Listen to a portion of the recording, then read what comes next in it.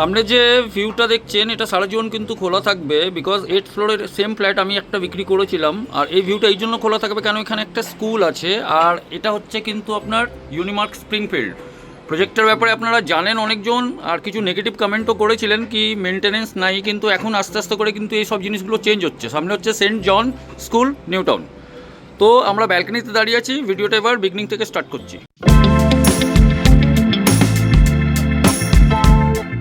নমস্কার, বিভাস সিং বলছি VS consultant থেকে। যদি আপনি কোনো একটা ডেভেলপার হন, কিংবা আপনি কোনো কনসালটেন্ট হন, কিংবা আপনার নিজস্ব প্রপার্টি আপনি বিক্রি করতে চান, অনলি ফেসবুকে ফটো ছেড়ে দিলে কিন্তু চট করে বিক্রি হয় না। অনেকজন আপনারা জানেন আর আপনারা ছাড়েন, তার জন্য বেস্ট অপশন হচ্ছে টার্গেট কাস্টমারের কাছে পৌঁছানো। সেটা আমরা কিন্তু আমাদের পেজের মাধ্যমে করে দিতে পারবো আপনাকে, আপনার প্রপার্টিকে নিয়ে, কিন্তু কোনো চার্জ করব না। কিভাবে জানতে আমাদের সঙ্গে যোগাযোগ করুন। তো এন্ট্রি হচ্ছে সাউথ থেকে নর্থের দিকে, যা দেখছেন কিছু জিনিস বাদ দিয়ে সব জিনিস কিন্তু আপনি এখানে অ্যাজ ইট ইজ পাবেন।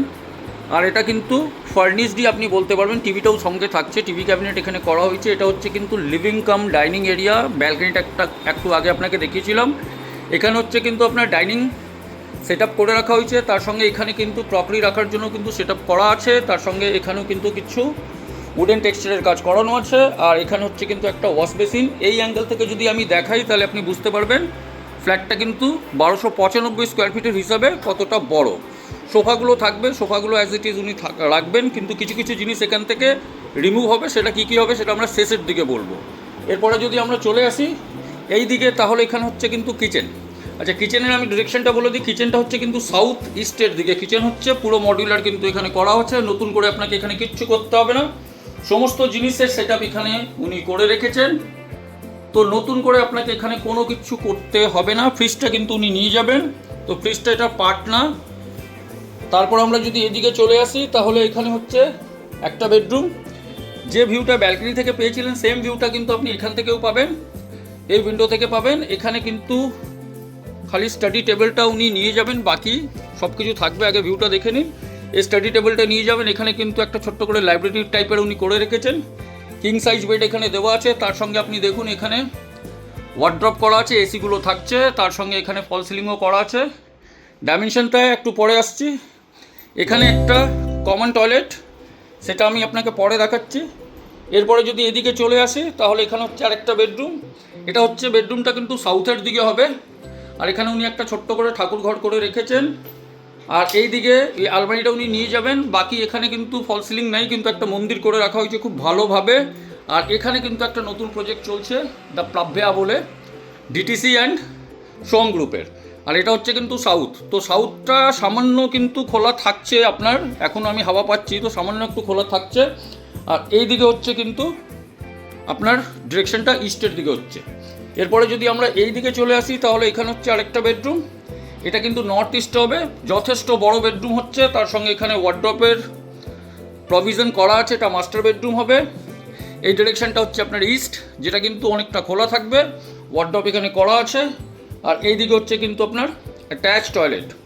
তো অ্যাটাচ টয়লেটটা আপনাকে একবার দেখিয়ে দিই, সেম কিন্তু কমন টয়লেটটাও আছে। তো এইভাবে সেটআপটা থাকছে। এই পুরো সেটআপটা উনি এইভাবেই ছেড়ে দিবেন।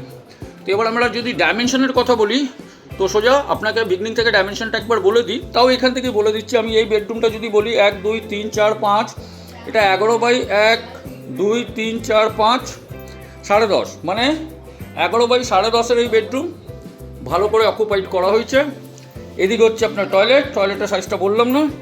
এই বেডরুমের যদি কথা বলি, তাহলে 1 2 3 4 5 10 ফুট, 1 2 3 4 5 10 বাই 10.5 এই বেডরুম হচ্ছে, যথেষ্ট বড়।